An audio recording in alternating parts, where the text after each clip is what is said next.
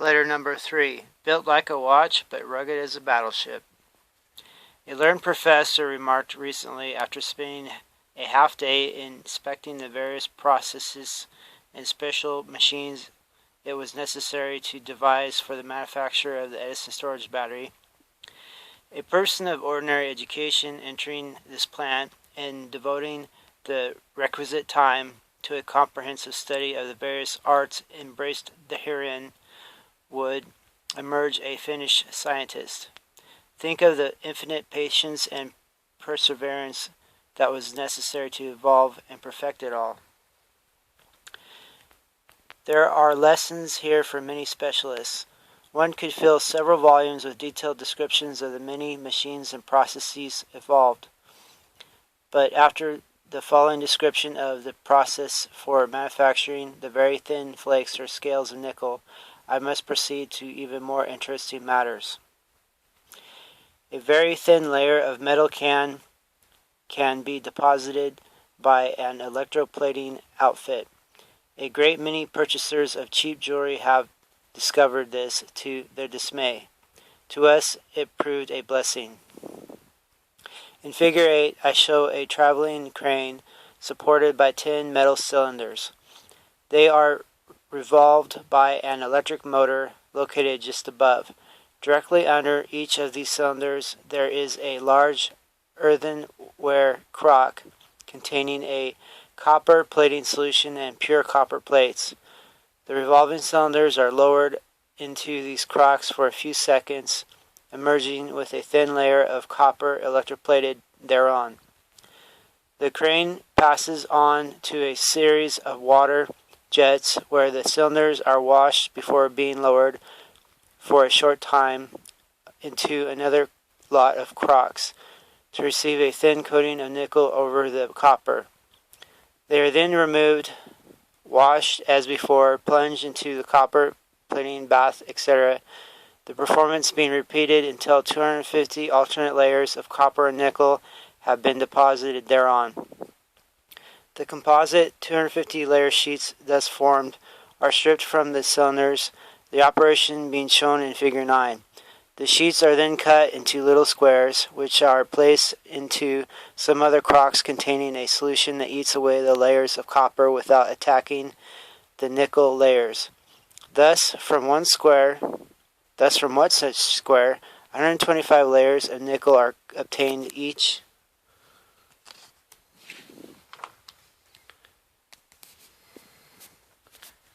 There's a photo right there. Figure 8. Apparatus plating alternately nickel and copper on a special cylinder. The copper is subsequently dissolved, leaving the nickel in flakes of extreme thinness.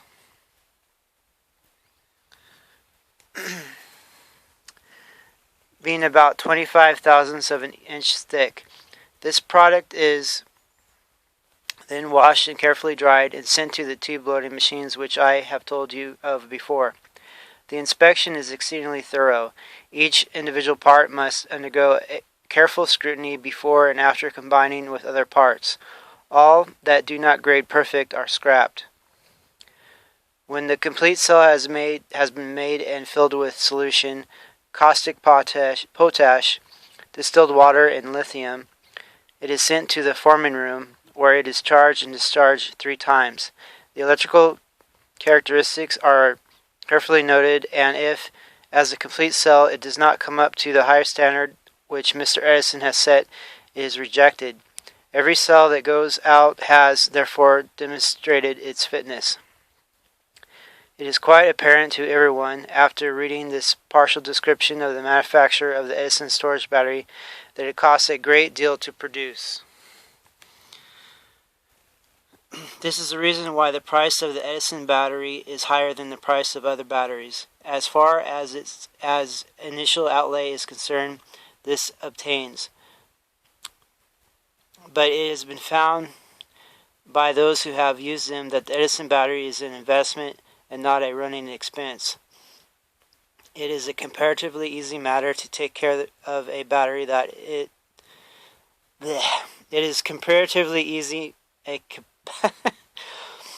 It is a comparatively easy matter to take care of a battery that is installed in a railway powerhouse under the constant attention of a man trained for that purpose. A battery, each cell of which is accessible with but little effort, and the diseases of which can be prepared against, as does a mother watch over a child threatened with croup. But where the man's duties are legion, or the enforced location of the batteries is inaccessible, the less attention required, the better for all concerned, man and battery alike. For traction purposes, a battery must, above all things, be rugged. It must withstand vibration, concussion, and absolute abuse to meet practical requirements. Figure 9. Stripping the 1/64 inch thick 250 layer sheet from cylinder.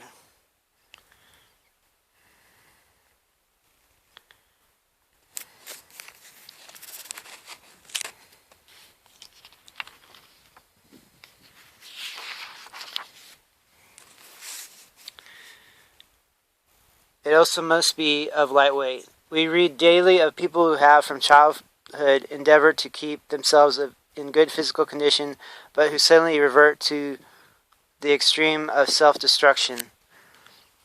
Suicide and murder are committed daily in the Edison laboratory.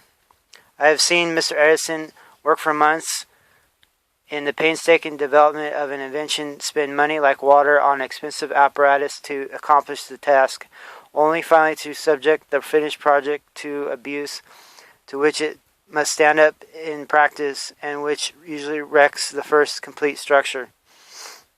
Nothing daunted, he will start all over again and repeat this performance hundreds of times perhaps, before he is satisfied that it cannot be done at all, or he has accomplished it. Failure means the grave, the scrap heap. The world never hears of it.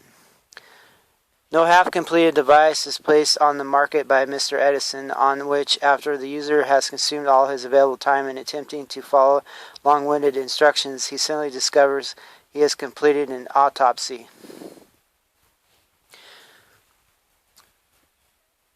When the Edison battery was at last completed, to the entire satisfaction of all concerned, and associates were imploring Mr. Edison to market it, he sketched the apparatus shown in Figure 10. This went to the engineering and construction departments of the laboratory for detail and making up. When 6 cells, picked at random from several hundred, stand up to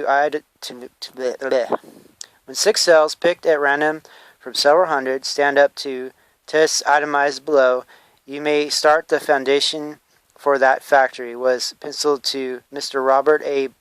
Bachman, the general superintendent of the laboratory, now the general manager of the Edison Storage Battery Company. Accompanying were the following tests as laid out. 1. Mount cell in cage of apparatus. No cushioning whatsoever between the cell and cage. Run the apparatus continuously until the cell has been raised 1/2 or 3/4 of an inch and dropped onto a solid block about 2 million times. 2. There must be no sediment in the bottom of the cells after this test, and the cells must have as great electrical capacity as before the test. 3. Having run through 6 successive cells satisfactory, mount them in a 6-cell tray, secure tray to a truck longitudinally, and project truck against a brick or stone abutment for 500 times at speed of 15 miles an hour at moment of impact. 4. Then place the tray of cells laterally across the truck and repeat performance. 5. Report to me when ready to try 3 and 4. Edison.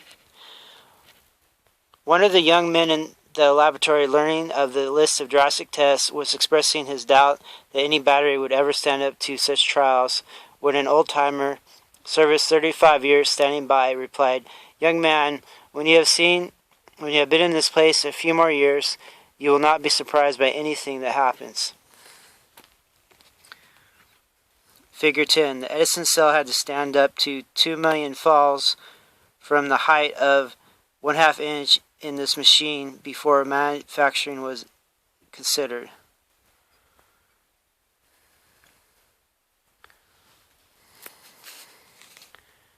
Not only does he mean every word he has said, but you will not see any manufacturing arrangements made for turning out the battery commercially until it has stood up to these tests and a few more like them.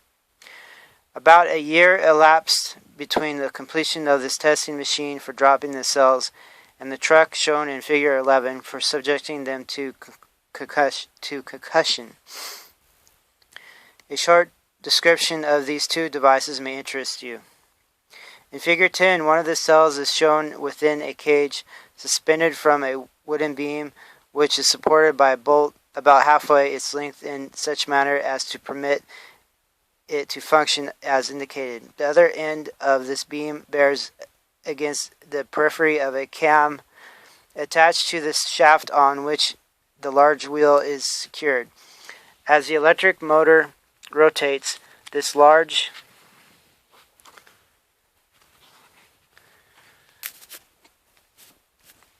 wheel and its shaft, the rotation of the cam causes the storage battery to be raised 1/2 inch from the solid oak base of the apparatus.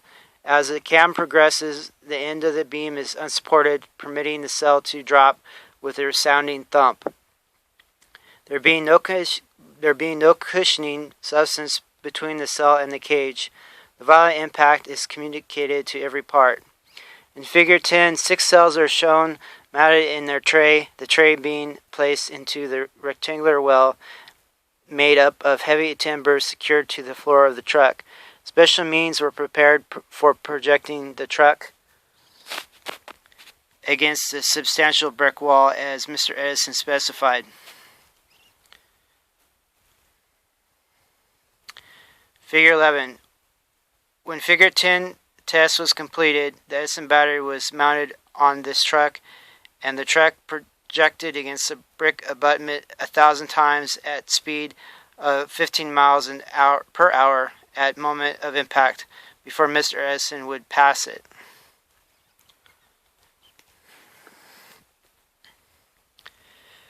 When the battery was finally perfected to the point of standing up to this violent treatment, it suffered no injury therefrom.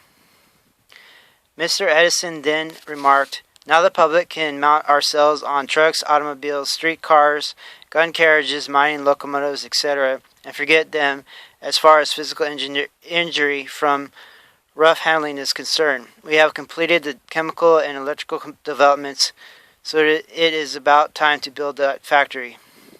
Here are the factories as shown on page 29. They are of considerable, and then it cuts off, so we'll just look at the photos real quick. Plating department, small cell factory.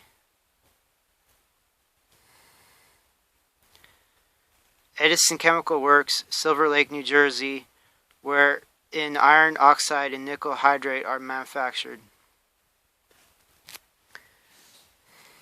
So they are of considerable size, but 5 years from today, you will be able to place the present structures in one corner of the plant that will have been erected.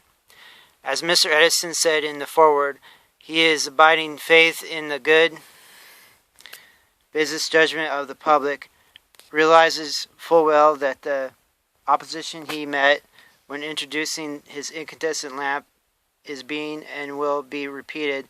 He has no doubt as to the outcome. There's a final photo. Forming room, Edison Storage Battery Company, Orange, New Jersey. So that's where they would charge and discharge the batteries 3 times.